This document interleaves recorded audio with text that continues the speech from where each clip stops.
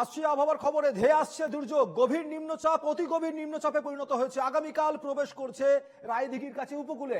তবে রাতের মধ্যে একটি শক্তি হারাবে, অতি গভীর নিম্নচাপ থেকে গভীর নিম্নচাপে পরিণত হয়ে যাবে।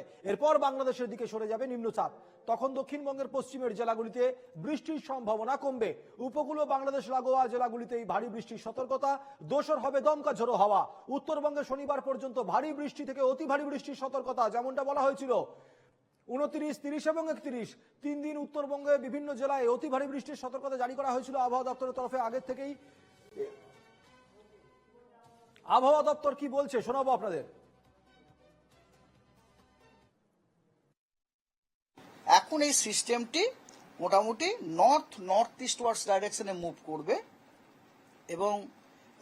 এবং এর যে ডিপ ডিপ্রেশন ইন্টেন্সিটিটাও মেনটেন করবে আজকে সন্ধ্যে পর্যন্ত ডিপ ডিপ্রেশন ইন্টেন্সিটিটা মেনটেন করবে এবং তারপরে ধীরে ধীরে ওটি একটি ডিপ্রেশনে উইকেন্ড হয়ে যাওয়ার সম্ভাবনা আছে এবং তার জন্য হালকা থেকে মাঝারি বৃষ্টিপাত সব জায়গাতেই প্রায়, with heavy to very heavy rainfall at a few places with exceptionally heavy rainfall মানে more than 30 centimeter at isolated places over sub-Himalayan West Bengal, Sikkim on 29th and 30th.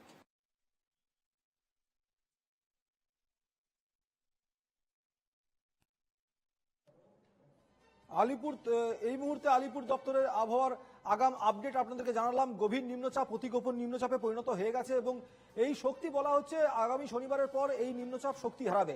এই 3 দিন অন্তত ঝোড়ো বৃষ্টির এবং ঝড় বাদলের সম্ভাবনা রয়েছে। তবে রাতের মধ্যে এটি শক্তি হারাবে, অতি গভীর নিম্নচাপ থেকে গভীর নিম্নচাপে পরিণত হবে এবং তারপরই কিন্তু বৃষ্টিপাত শুরু হবে।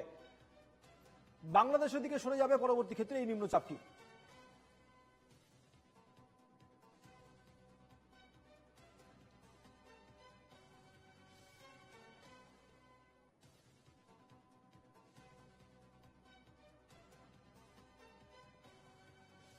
দীঘা থেকে রয়েছেন আমাদের প্রতিনিধি শান্তনু এবং আলিপুর থেকে রয়েছেন আমাদের প্রতিনিধি পৃথা দাশগুপ্ত। আমি প্রথমেই চলে যাব শান্তনুর কাছে।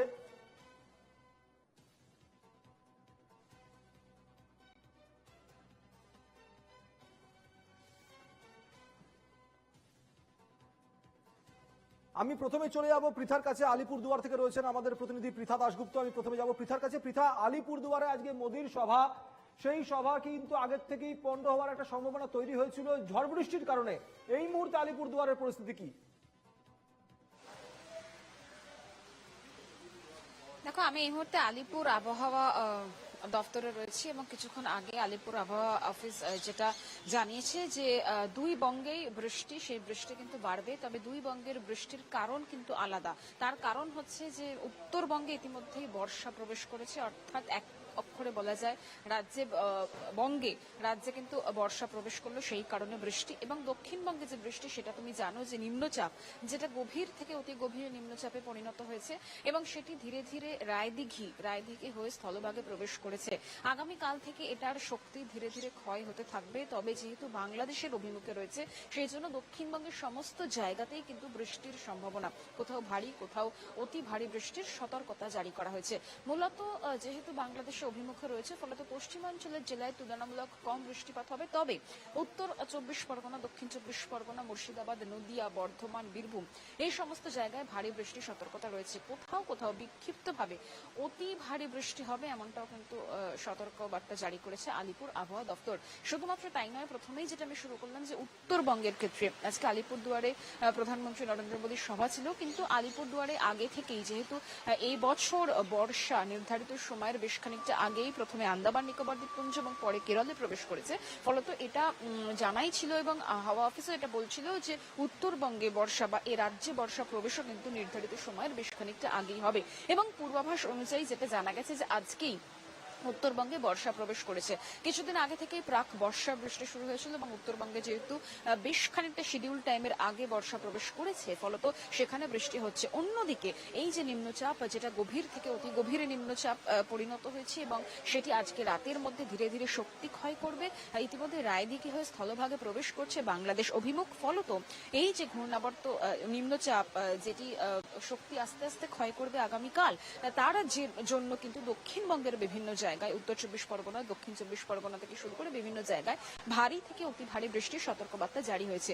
শহর কলকাতায় সকাল থেকে মেঘলা আকাশ, সকালবেলা থেকে বিক্ষিপ্ত বৃষ্টি দেখা গিয়েছিল, কখনো কখনো হালকা থেকে মাঝারি। তবে যত বেলা বাড়ছে, অর্থাৎ এই মুহূর্তে ঘড়ির কাঁটায় 5:30 বেজে গেছে, এখন দেখা যাচ্ছে মোটামুটি ভাবে একটা ভারী বৃষ্টি এবং অনেকক্ষণ টাইম নিয়ে, অর্থাৎ বেশ খানিকটা দীর্ঘ সময় ধরে এই বৃষ্টি চলছে এবং এই বৃষ্টি শনিবার পর্যন্ত চলবে দক্ষিণবঙ্গের বিভিন্ন জায়গায়। উত্তরবঙ্গে বর্ষার কারণে যেরকম বৃষ্টি হওয়ার সেটা হবে, সেটা আরো বাড়বে মূলত দার্জিলিং, কালিম্পং, জলপাইগুড়ি। আমি আবারও ফিরবো তোমার কাছে। তবে বঙ্গের আকাশে দুর্যোগের মেঘ, দীঘায় শুরু হয়েছে জলোচ্ছ্বাস, ফুসছে সমুদ্র।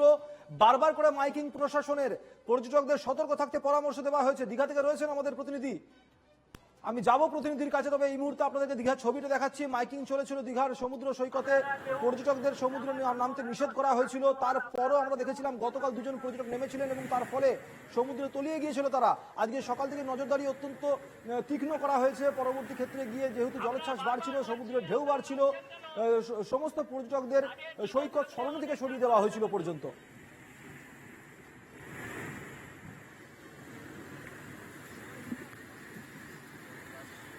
যাবো, আমাদের সঙ্গে রয়েছেন প্রতিনিধি শান্তনু। শান্তনুর কাছে যাবো। শান্তনু, এই মুহূর্তে দীঘার পরিস্থিতি কি?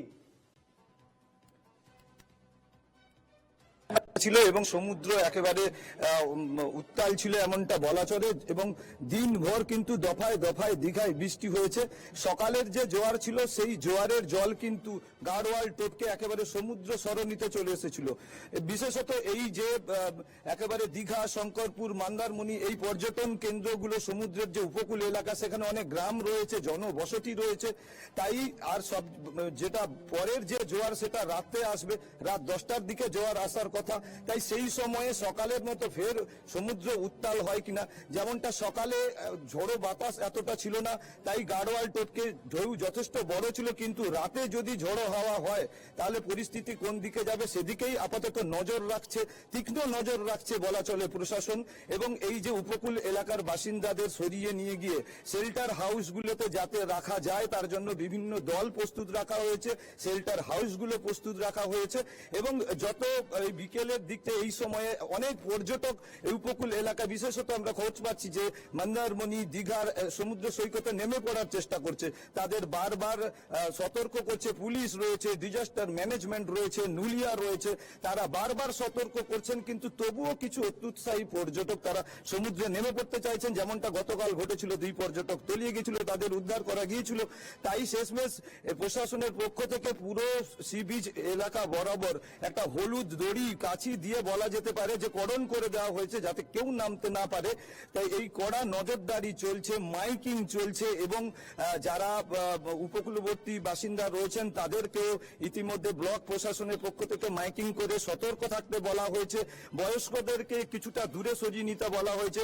আজকে দিনভর জেলা প্রশাসনের পক্ষ থেকে যে কন্ট্রোল রুম খোলা হয়েছে, উপকূলবর্তী এলাকার যে ব্লকগুলোতে সেখানেও কন্ট্রোল রুম খোলা হয়েছে।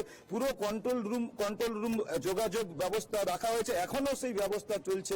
প্রশাসনের পক্ষ থেকে জানানো হয়েছে যতক্ষণ পর্যন্ত এই দুর্যোগ শেষ না হচ্ছে কন্ট্রোল রুম চলবে এবং এই যে নজরদারি চলবে, কড়া নজরদারি চলবে। এবং সবচেয়ে যেটা নজর, সকলেরই নজর রয়েছে, সেটা হলো আজকের রাতের জোয়ারের দিকে। বেশ, ধন্যবাদ শান্তনু। আমি ধন্যবাদ জানাবো পৃথাকেও। আমার সঙ্গে আমার 2 প্রতিনিধি, আলিপুর থেকে ছিলেন আমার প্রতিনিধি পৃথা দাশগুপ্ত এবং দীঘা থেকে ছিলেন আমাদের প্রতিনিধি শান্তনু। আমি দুজনকে ধন্যবাদ জানাবো।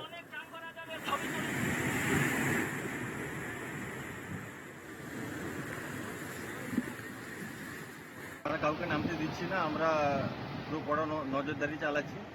আর দেখছেন তো ঢেউ উঠছে, সমুদ্রের ধারে যেতে বা গাড়োয়াল সাইডে কেউ থাকতে যাতে না পারে কেউ, তাই জন্য আমরা কঠোরভাবে ডিউটি পালন করছি। আমরা দেখছি যে এই হলুদ কাছি দিয়ে পর্যটকদেরকে আটকে দেওয়া হচ্ছে, এটা নিরাপত্তার জন্য? হ্যাঁ, নিরাপত্তার জন্য অবশ্যই। আর সমুদ্রের ধারে কেউ যাতে থাকতে না পারে, আর সমুদ্রের ধারে কেউ যেতে না পারে, ওই জন্য আমরা একদম দড়ি টেনে দিয়েছি, আর যাতে কেউ সমুদ্রের ধারে থাকতে না পারে সেই জন্য আমরা চলে যাবো, যেহেতু এবার ইচ্ছা ছিল খুবই আজকে স্নানটা করার, যদি জলটা কমে তো করবো সবাই, ফ্যামিলি সবাই। প্রশাসন কি বলছে মাইকে? বলছে তো না নামাটাই বেটার জলে, সত্যি কথা আজকের দিনটা, কারণ কালকে ঝড় আছে যেহেতু টিভিতে দেখলাম যে একটু ঠিক আছে, যদি সমস্যা হয় তাহলে তো নামা সম্ভব না, ফালতু কি দরকার। ঢেউ কেমন লাগছে? যেহেতু খুব সুন্দর আলাদাই ভিউ আছে, একটা কি বলবো, খুব সুন্দর। থেকে প্রাকৃতিক দুর্যোগ চলছে, তবুও এই অবস্থাতেই এখনো পর্যন্ত তেমন কোনো বিপদের আশঙ্কা নেই। তা সত্ত্বেও রাজ্য সরকার যে সতর্কতা অবলম্বন করেছে, সেই সতর্কতা অনুযায়ী আমাদের এলাকায় এলাকায় মাইকিং চলছে যাতে পর্যটকরা সমুদ্রে না। ইতিমধ্যেই আমরা সমস্ত মৎস্যজীবীদের সমুদ্র থেকে যারা মাছ আরোহণ করেন তাদেরকে আমরা ফিরিয়ে আনতে পেরেছি, এবং আমাদের প্রতিটা জায়গায় মুলিয়া পুলিশ, সাধারণ প্রশাসন, পঞ্চায়েত সর্বক্ষেত্রেই আমাদের সতর্কতা আমরা রেখেছি এবং আমরা নজরদারি করছি। আমি নিজেও এসেছি এখানে নজরদারি করতে, যাতে কোনো পর্যটকই সমুদ্রের সি বিচের উপরে তারা যেন না বসেন।